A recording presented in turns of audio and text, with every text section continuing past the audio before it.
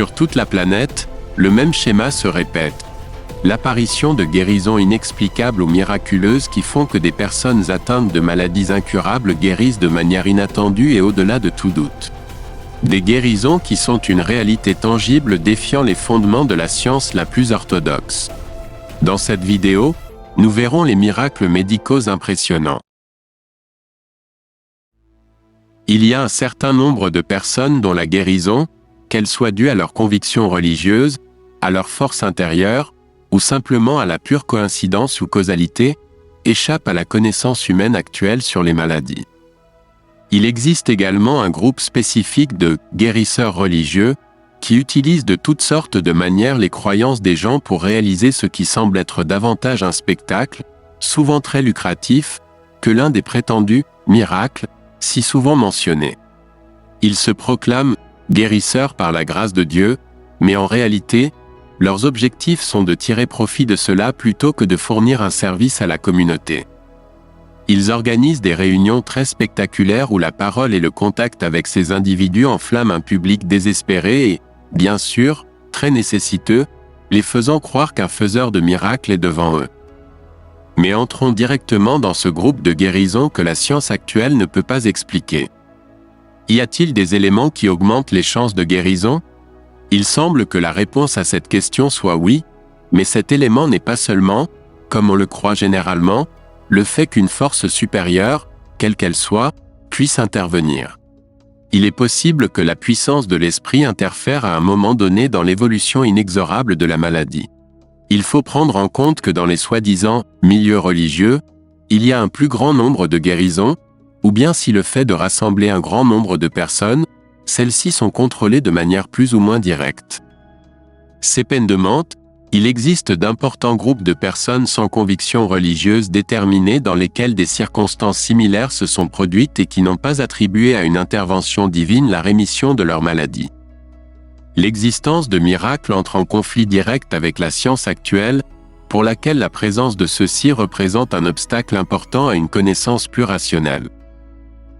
L'un des piliers de la science est la reproduction et la répétition de l'événement sous enquête, mais lorsque ces faits allégués sont énoncés, ils ne font rien d'autre que générer une controverse importante, car ils sont soumis à la réitération contrôlée de ce qui se passe, ils en sont la base. De la connaissance scientifique. Mais que faire quand nous ne pouvons pas réitérer ou mettre en laboratoire ce qui se passe et est une réalité inhérente? Dans la plupart des cas, la réponse est donnée. Le déni en est le mot-clé. Ce que nous ne pouvons pas expliquer n'existe pas. Une telle déclaration ne fait rien d'autre que refléter l'intransigeance, le manque de connaissances et la peur de l'inconnu qui caractérisent les soi-disant scientifiques officiels. Il n'en est pas moins vrai qu'il existe un grand groupe de scientifiques dits avec un esprit beaucoup plus ouvert et enclin à comprendre et accepter une réalité que nous ne sommes pas encore capables d'expliquer. Ces scientifiques, même s'ils ne peuvent pas donner une explication plausible à quelque chose qui se présente à différents degrés, continuent à collecter les données afin qu'à un moment de l'histoire de l'être humain nous pouvons donner une réponse conclusive sur ce que cela arrive, et ne tombent pas dans le déni par peur de perdre le contrôle ou la chaise de la connaissance. En médecine, ou mieux dit, dans la pratique de la médecine, nous nous trouvons avec une certaine fréquence avec de multiples faits qui échappent à notre connaissance et accentravent notre rationalité. Souvent, ce sont de petits détails que nous avons négligés et, à d'autres occasions, ce sont des faits que même en les examinant encore et encore, nous ne sommes pas en mesure d'expliquer clairement. Ces médecins qui ont déjà de nombreuses années d'expérience dans l'activité de travail ont eu un cas qui leur a sûrement causé au moins attention, des cas dans lesquels ils ne savent pas la raison pourquoi ce patient était dans un état significativement grave ou même critique s'est amélioré dans une manière drastique.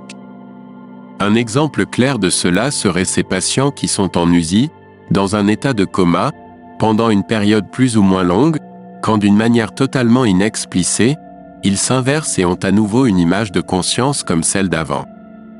Dans de nombreux cas sans séquences évaluables, contre le pronostic et un diagnostic médical plus judicieux.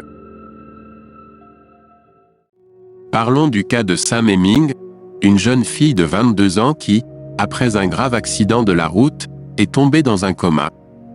Après une évaluation appropriée, les spécialistes hospitaliers ont déterminé l'inviabilité de la personne et s'apprêtaient à la débrancher de tous les appareils qui la maintenaient en vie. Mais quelle ne fut pas leur surprise quand, quelques instants avant la déconnexion, la patiente a remué un doigt de son pied et s'est réveillée contre tout pronostic.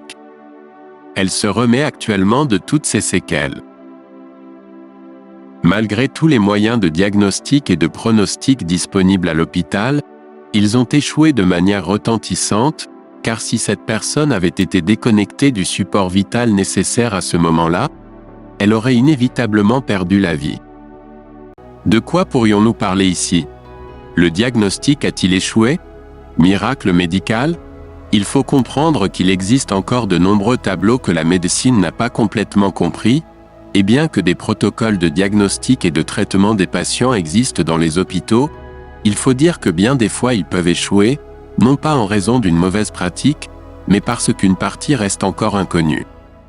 Pour la définition scientifique médicale, il est très difficile de comprendre l'existence d'un miracle, car cela semble nous plonger dans un paradigme religieux, et il serait peut-être plus précis de dire qu'il existe des guérisons inexplicables, car de nombreux praticiens ont été témoins, souvent de manière passive, de guérisons qui échappent à la compréhension galénique. Évidemment, chaque personne est libre d'avoir les croyances qu'elle souhaite, mais nous ne parlons pas de croyances, mais de preuves tangibles, de guérisons inexplicables et de processus morbides dont nous ne savons pas pourquoi ils se produisent. La médecine et la connaissance scientifique progressent en parallèle avec l'évolution de l'être humain, mais parfois nous pouvons penser que la connaissance a atteint sa limite finale. C'est une erreur grossière, car il suffit de regarder l'évolution des connaissances et de la médecine au cours du dernier siècle pour réaliser à quel point la mentalité scientifique a changé au fil du temps. Cependant, au cours des 20 dernières années, il y a eu un changement beaucoup plus important dans l'ouverture à d'autres domaines de la médecine qui étaient autrefois totalement tabous. Curieusement, nous parlons de miracles médicaux lorsque la guérison se produit, mais que pourrions-nous dire lorsque les patients connaissent une évolution beaucoup plus lente et compliquée que prévu? Pourrions-nous appeler ces cas des châtiments miraculeux? Ce sont des incompréhensions des états de l'être humain que nous ne connaissons pas mieux qu'à l'époque ancienne. Avant de connaître les bactéries et les virus, on n'en savait rien, et beaucoup des processus qui se déroulaient étaient magiques. De plus, la terrible épidémie de peste qui a ravagé la planète au XIVe siècle a été attribuée à de multiples éléments, à la présence de chats noirs, de malédictions, de sorcières, mais jamais à son responsable principal, qui était la Yersinia pestis, dont le porteur était le rat. On a fait tout le contraire de ce qui aurait été fait aujourd'hui. On a laissé une épidémie aussi meurtrière se propager et en plus on a pratiquement anéanti l'ennemi naturel de ces rats porteurs du germe. Il y a un aphorisme très important qui dit que la foi déplace des montagnes, et il est vrai que la pensée positive a été démontrée pour augmenter la capacité de notre système immunitaire à faire face à toutes sortes de maladies. On ne peut pas non plus dire que toute maladie se guérit simplement en pensant qu'elle guérira, ou peut-être que si. Un spécialiste en otorhinolaryngologie a eu l'occasion de vivre un cas très intéressant à ce sujet. Il s'agissait d'un homme d'âge moyen qui avait une tumeur médio-cervicale qui avait été biopsiée, avec le résultat d'une tumeur maligne primitive, pour laquelle le traitement était l'ablation chirurgicale. Le matin où les événements se sont produits, une ablation chirurgicale avait été réalisée, et ils avaient réussi à retirer complètement la tumeur. Cependant, une complication s'était produite sous la forme d'un hématome hémorragique, comprimant ainsi le larynx et provoquant une obstruction des voies respiratoires supérieures avec une asphyxie secondaire du patient. À l'aide d'une fibre optique introduite par le nez, il a été constaté que le larynx s'était rétréci de manière préoccupante, ce qui rendait nécessaire la réalisation d'une trachéotomie pour permettre au patient de respirer sans problème. Après cette intervention, le patient a connu une amélioration immédiate. Rien de tout cela ne peut sembler étonnant, mais quelques jours plus tard, le patient a mentionné qu'il était convaincu que la tumeur qui lui avait été diagnostiquée auparavant avait disparu et que ce qui avait été retiré n'était pas une tumeur. Comme cela se produit chez de nombreux patients, et comme l'indiquait déjà la psychiatre Elisabeth Kubler-Ross, Le déni est peut-être le premier mécanisme de défense que l'être humain déploie face à un tableau qui peut être mortel. Cela a beaucoup attiré l'attention du médecin, qui a décidé de suivre le cas avec un intérêt particulier. Lorsque l'anatomopathologie est arrivée, c'est le résultat de l'analyse de la pièce qui avait été prélevée, et dont le diagnostic précédent était une tumeur maligne. Elle ne présentait rien d'autre qu'une inflammation non spécifique, sans la moindre trace de tumeur maligne. Évidemment, la première chose à laquelle on pense est qu'une erreur aurait pu se produire, mais le médecin a eu personnellement l'occasion de revoir l'échantillon chirurgical d'avant l'opération, où les cellules tumorales étaient clairement visibles, et la pièce chirurgicale suivante, où il n'y avait aucune trace de tumeur dans les coupures faites. Compte tenu de ces preuves, et selon le paradigme dans lequel nous nous trouvons, nous pouvons clairement parler d'un miracle du pouvoir de l'esprit ou de l'organisme à anéantir les tumeurs, mais la vérité est que nous n'avons aucune réponse sur ce qui s'est passé dans ce cas. Point. Évidemment, pour le patient, ce fut une immense joie, mais j'ai été profondément frappé par le fait qu'il était convaincu qu'il avait réussi à annuler d'une manière ou d'une autre la tumeur qui aurait pu mettre fin à sa vie, et que malgré les complications qu'il présentait eux-mêmes, la fin a eu une fin heureuse. Après plusieurs discussions avec cette personne, le médecin a pu constater qu'il n'y avait aucun intérêt religieux dans ses convictions, mais qu'elle voulait plutôt les attribuer à un pouvoir mental, à une certaine caractéristique magique dont elle était sûre de pouvoir s'emparer. Alors, il faut se poser une question: est-ce qu'une personne peut combattre des blessures aussi graves avec le seul pouvoir de son esprit? La réponse est que nous ne le savons pas, bien que diverses études montrent que toute attitude positive influence le résultat final de la maladie, que ce soit dans la guérison ou dans la prolongation et la qualité de vie de la personne, tandis qu'une attitude négative conduit à un résultat plus négatif. En fait, dans de nombreux centres oncologiques, le premier traitement recommandé aux patients, quelle que soit la souche tumorale, est de prendre un antidépresseur, non pas parce que cette personne pourrait tomber dans une dépression réactionnelle à la maladie qu'elle a, mais parce qu'il a été démontré que l'attitude positive améliore les résultats.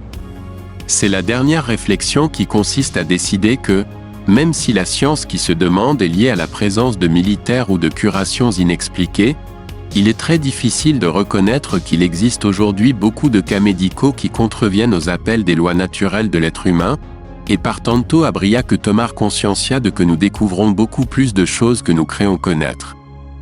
Comme le dit le grand Descartes, daria tout ce que c'est por todo lo que ignoranto, nous tendrons à être humiliés et à reconnaître que nous ignorons encore beaucoup de choses. Merci de nous avoir accompagnés dans cette vidéo. Si vous l'avez apprécié, n'oubliez pas de vous abonner et de mettre un pouce vers le haut.